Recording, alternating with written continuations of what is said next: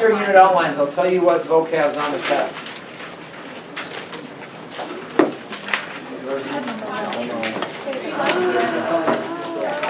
What happened? Taco, here's your sheet.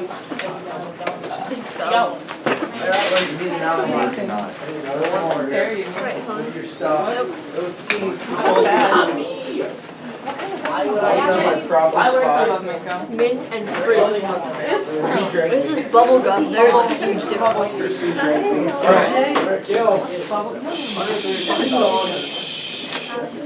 What are you doing, Riles? You and Addie texting? No, I'm texting. All right, folks. Grab your unit outlines. I will highlight for you which vocabs are on the test. Does anyone have any gum? She does, but it tastes really bad. Ready? Starting in 9 seconds, find your unit outlines. I need to find my blue highlighter. Okay, then we can write it down.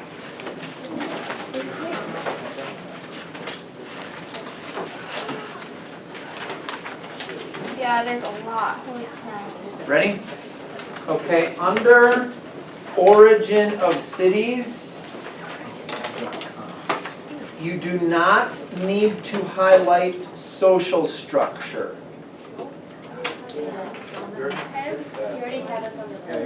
Okay?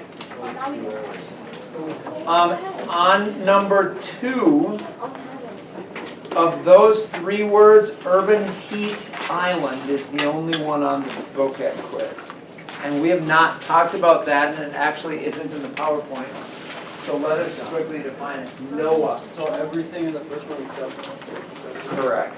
Everything in the first one except. Correct. So what is urban heat island?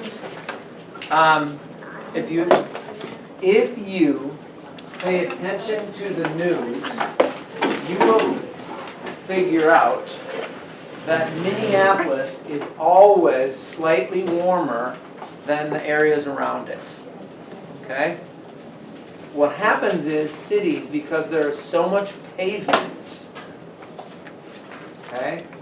Because there's so much pavement in cities, they absorb more heat and they are warmer. So an urban heat island is the reality that cities, because of their heat absorbing nature, are typically warmer. Now Minneapolis, if Elk River is 82, Minneapolis is 85. It's not like it's 10 degrees or 12 degrees difference, it's 2 or 3 degrees difference. But the air temperature is noticeably warmer over the urban heat island.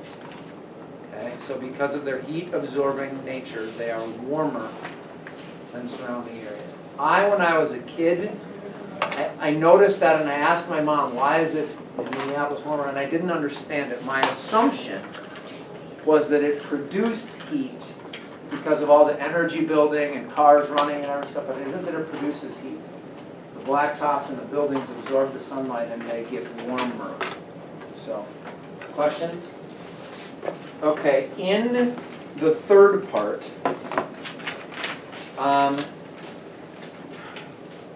entrepot, I do not, let me just double check. Find that word. Yeah, entrepot is not on this test, we did it in the last one. Emerging city is not on this one. Indigenous city is not on this one. So all the rest are, so just highlight all of them? Let me double check, make sure colonial cities, yeah, the rest of them are. Medieval?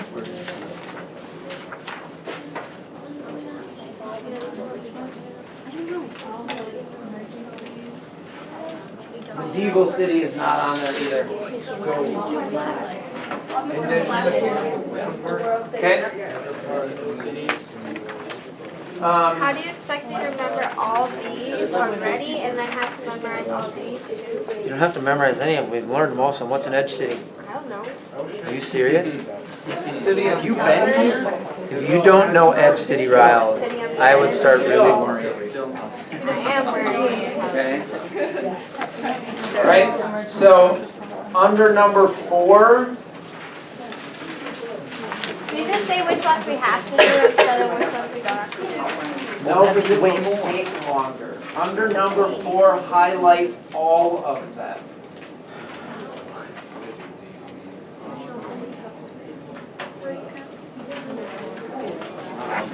I've already defined some of these.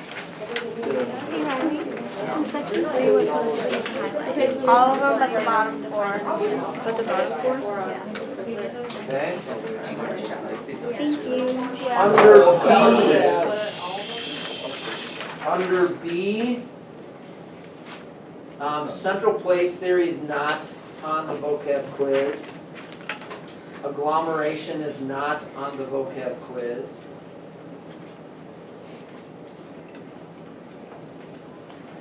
And trade area is not on the vocab quiz.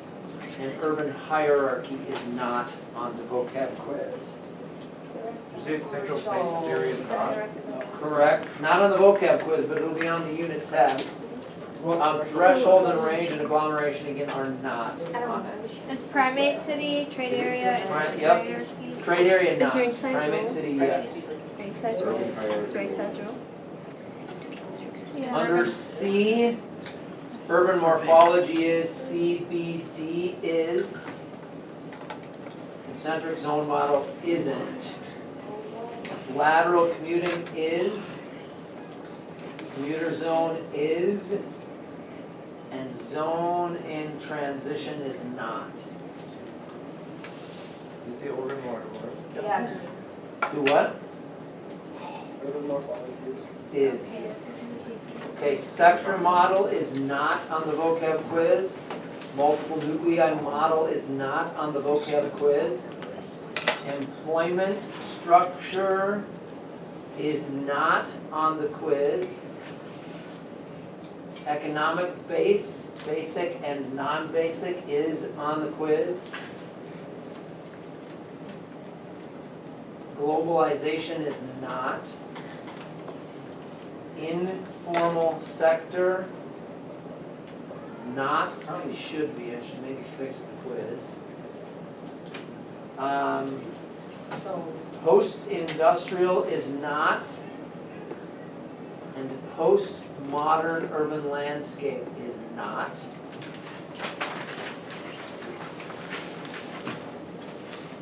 Commercialization is, deindustrialization is. Gentrification is.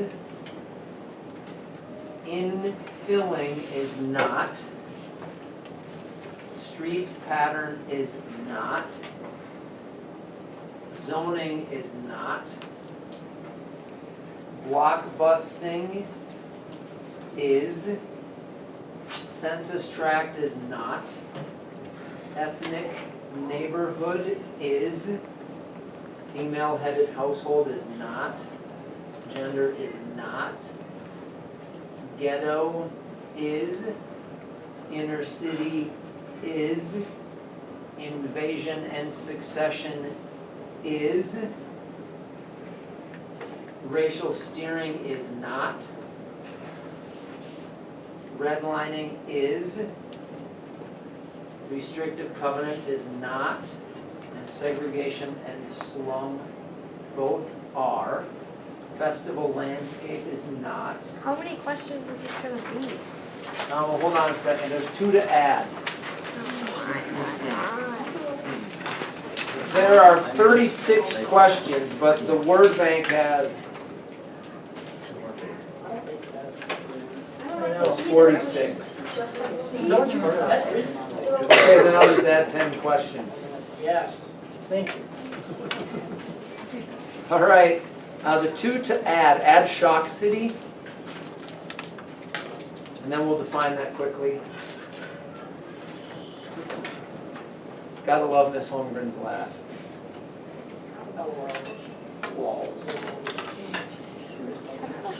Right, Speedy, do you hear her at track all the time? What? Said you hear her laugh at track all the time? Yeah, she's not exactly a very happy person at track though. It is so much fun being an assistant coach. Ask Riley how often I was just happy. All the time. There's no pressure on assistant coaches, it's so much fun. Actually, sometimes you got mad during games. Yeah, but never in front of you guys. You only heard me through the door. So a shock city is one that grows faster than the infrastructure can support. And you will see that in pictures here in a moment. Chicago is described as a shock city. Its early growth was more than it was able to keep up with. So it's a city that grows faster than its infrastructure can keep up with. You will definitely see that in some pictures here in a moment. And then the other one to record is tenement. T-E-N-E-M-E-N-T, tenement. Use that again. T-E-N-E-M-E-N-T,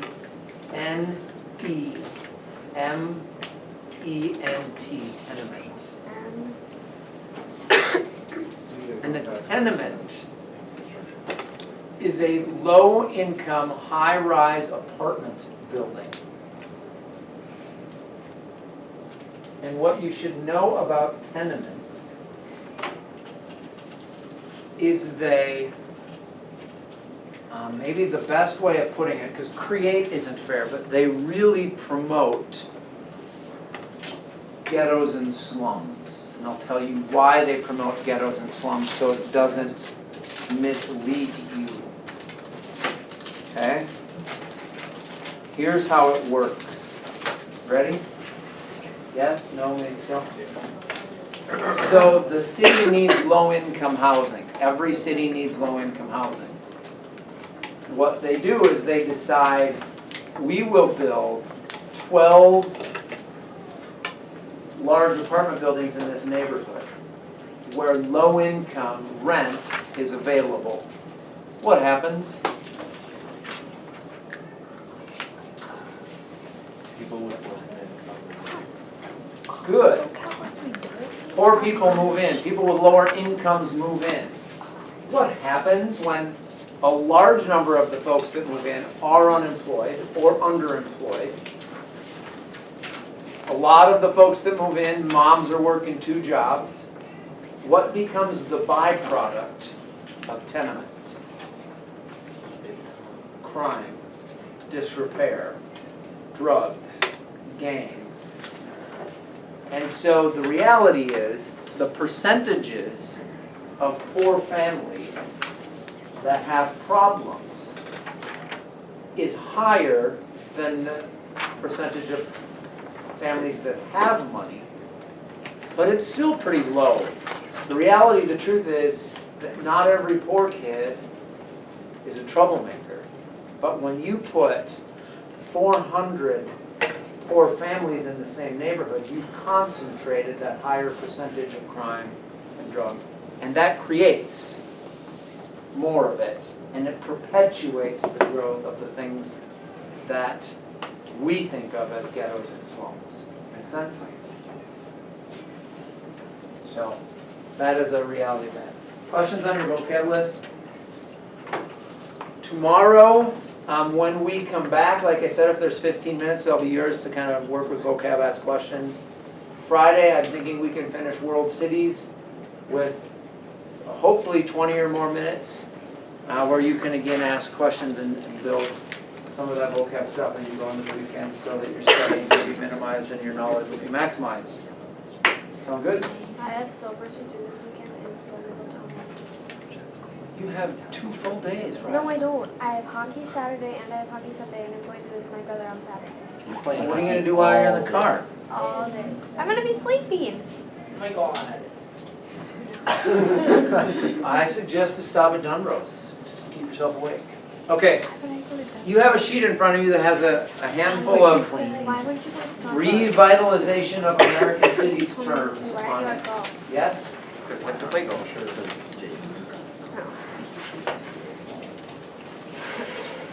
Just happen to be there. Okay, so I have a question for you. Gabby comes back tomorrow. Who's got? Oh, okay. So you can go back to study hall if you want. It will be up to you. Maybe stick around for a few days if you want in case she's unable to make full days or whatever, but. So you get to decide if you want me to say something or just. Just a game. All right? The first word on your list of first of all, what does it mean to revitalize? Do they put vitals in you when you're at the Do you see that the top of your list says revitalization of U.S. cities? Yeah. What does it mean to revitalize? What are your vital signs? Nah, well, what are your vital They organs? check your vitals when you're in the Right. hospital. The vitals are the measurements of your life, right? Yeah. Vital organs are those you can't live The without. vital things that make a city. So we are giving life back to the city. Right, yes. Things that make the city function, things that make the city alive. So to revitalize is to give life back. Sort of. If the stock market crashed, New York would have, if we quit selling stocks in New York, the economy of New York City would take a huge hit. Yes. Okay, so what do we do to revitalize? One of the things we do is we change available housing. Okay, I want to tell you a story about a particular building that a friend of mine's folks bought a place in. On Washington Avenue, about 4 blocks from Target Field. Okay? There was an old warehouse that was knocked down. It was rebuilt in the form of condominium. Do you know what a condo is? What's a condo? Sort of like an apartment. You buy. It's an apartment, but you own it instead of rent it. So it's a building, I think it probably has 4 stories and it probably has 2 or 3 condos on each story. And so they bought one in Minneapolis, and what happened is, I don't believe that the place before it was a residential, but let's say that it was a low-income apartment or a low-quality residential building. They've replaced it with a $350,000 condo. So the property taxes that they're able to collect are significantly higher. The people that live in it are more likely to use the shops and the restaurants. In fact, my friend's mom and dad eat out all the time. They love to frequent some of the restaurants in Minneapolis. And so what they brought back in is wealthier residents, property taxes, money being spent in town.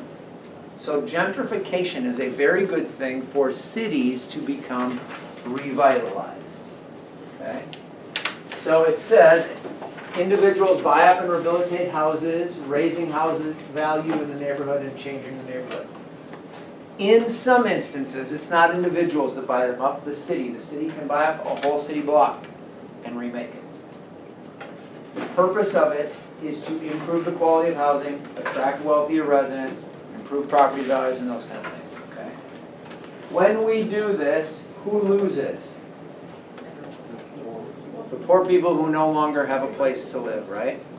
The fight against gentrification is because it displaces poor people. All right? And I will ask you that on the test. There is often protest against gentrification because of the displacing of poor people. Okay, yeah, so. Are they kicked out of there? Well, sometimes the places are vacant, so no. But yes, in some instances, cities or developers will buy the houses from them. If they're renters and the property is bought, they can absolutely just be displaced, kicked out, removed. In most instances, the removal of them isn't inhumane, but the access to cheap housing shrinks. So then the folks who typically seek these types of places don't have them available. And if low-income stuff is in high demand, it's going to go up in value because people will pay more for what is available. So in most instances, so really good questions, in most instances they're not booted, but the places that they need are less available. Okay? All right? Here is an image. I Googled gentrification in Minneapolis and really struggled to find good images. But you can see this one was vacant. I mean, at least it appears vacant, right? For certain, the bottom is vacant. There's clearly nothing going on down there. And they've made it so the bottom functions as a shop and the top functions as a place of residence. Yes, Chris? Didn't they add something like this in downtown Harvard? Yes, sort of. I'm trying to remember what was on the corner. I think it was an old laundromat. In fact, I know it was an old laundromat. The laundromat is gone, and they've put up a set of quality residences, the Bluffs, they're called. They've not done well. Not because of the Bluffs, I don't think, I think because of the timing when they did it. They did it right as the housing market crashed. And so the buying of houses really dried up, but yes. Questions on gentrification. It is a political hot button issue. In the instance of clearing out the laundromat, it wasn't a residence for anyone, didn't displace anybody. So, all right. Another way cities revitalize is through commercialization.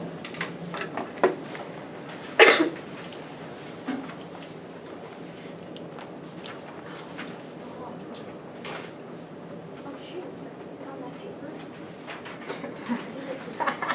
Okay. Commercialization is usually not met with resistance. It does not have the same opposition that gentrification does because commercialization is not taking residences and modifying them. It is usually taking old warehouses or taking old businesses themselves and renewing them to a place of attractiveness. This is incredibly common in U.S. cities. Minneapolis has done this very, very well. There is a place in Minneapolis called Block E. If you go out of Target Center, you are basically in Block E. If you go just down the road from Target Field, and you will see all kinds of little restaurants, dance clubs, bars, really social hangout kind of places. The sad reality is if you hear about a Gopher football player getting in trouble, it's in Block E. If you hear about a shooting after bar closing, it's in Block E. Because the high volume of customers there, and then at 2 o'clock closing, they all end up on the streets and problems often ensue. So, so it is to commercialize. The benefits of this, people come into the city from outside of the city, they spend money, tax dollars in the city. Another benefit of this is people who like the nightlife choose to live in the city. So then property values go up. When you commercialize well, your city restores in a lot of ways, and Minneapolis has really done this well. Really done this well. I noticed it a lot. I went to the Twins game on Saturday, and we parked, just a couple blocks north of Target Field, and we walked around tons of shops in this Block E area that used to be warehouses. Here is an image of a street of Block E where old vacant warehouses are now functioning as storefronts. Okay? I want cassetas. What? I want cassetas now. Except that isn't cassettes in I know, any of those but- pictures, but Yeah. We finally agree on something. what did we agree on? That cassetas is good. One of the most renowned U.S. examples of commercialization is the Riverwalk in San Antonio. Ed, will you talk about San Antonio's Riverwalk? Do you have any idea what it used to be like? I don't know its former, but its current is really, really well appreciated. In fact, they have made such a big deal of the stretch along the river that people go to San Antonio to experience the Riverwalk, to enjoy the shops and the restaurants. Are there lots of people, Hannah? Are there lots of people on the Riverwalk? Yeah.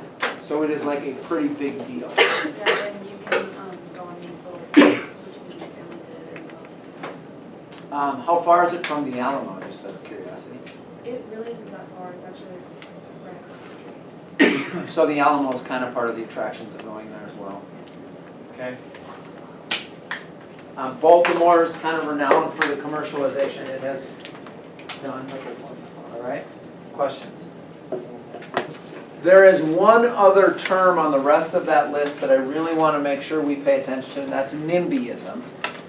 The rest of them are in the Barron's book. The rest of them are not on our AP vocab list anymore. I'll just briefly talk through them. But for your test, gentrification, commercialization, and NIMBYism. Okay? Those are the three that will be on the test. The rest are, to my best thought processes, the rest of those will not be on the AP test, or we would spend more time on them, but they do occur in a couple of the places, so we'll just talk through them in hopes that you would remember them should you see them. New urbanism is one on there. This is probably the next most important of the terms, and that is because this is part of what cities are trying to do. If you go into a lot of US cities today, there are pathways and walkways. Cities are made to feel more like suburbs, more walkable, more safe. They do that because they want people to come back and live in the cities. So on here, I would highlight walkable and suburban as kind of the ideas of making them more acceptable to the sight of outsiders as places of safety and comfort. Minneapolis's bike trails are phenomenal. Super, super fun. Mostly super safe. There is one stretch of it where bikers have been knocked over a handful of times and robbed. So daylight makes it pretty cool, but most of the bike trails, incredibly safe, get you through town. Really interesting. Here's a side note about Minneapolis. One of their bike routes, almost all of their bike routes, are old railroads. Because the railroad and the light rail of Minneapolis has become a more and more significant deal, they are thinking they might have to remake one of the current bike paths into a light rail to move folks about the city. So it'll be interesting to see if they're able to expand what they have there and run the bike path along the light rail. But one of the bike paths goes right behind Lake of the Isles. One of them goes there. They have what's called the Grand Rounds. It literally circles the whole city. Goes around Lake Harriet, Calhoun, Isles, Lake Nokomis, goes down Minnehaha Parkway, goes through Columbia Park. It's really, really super fun. It's a 35-mile ride to bike all the way around the city. That is the idea of new urbanism. Okay? NIMBYism. This one will be on your test. This one has been on the AP test. I think I get it really well. This is what makes sense to me. How many of you have heard of Teen Challenge, Minnesota Adult and Teen Challenge? Oh, I just saw that. Yeah, they do hit a lot of the local churches. This is what it is. It is an incredibly successful drug and alcohol treatment program. Okay? So it attracts incredibly intense addicts who often have significant problems that go with their addiction. They're in debt to people. They have abused people. There is all kinds of junk that goes with Minnesota Adult and Teen Challenge people sometimes. If you polled the city of Minneapolis, 98% of them would say we should have a Minnesota Adult and Teen Challenge in our city. And 79% of them would say, but not in my backyard. Right? So what it basically is NIMBYism is an opposition to certain types of development. It's supported development, but it's not in my backyard supported development. Okay? Make sense? Would you want a sex offender rehabilitation house in your neighborhood? Not really. Would you want a drug and alcohol treatment facility in your neighborhood? That is the mentality that exists behind NIMBYism. Okay?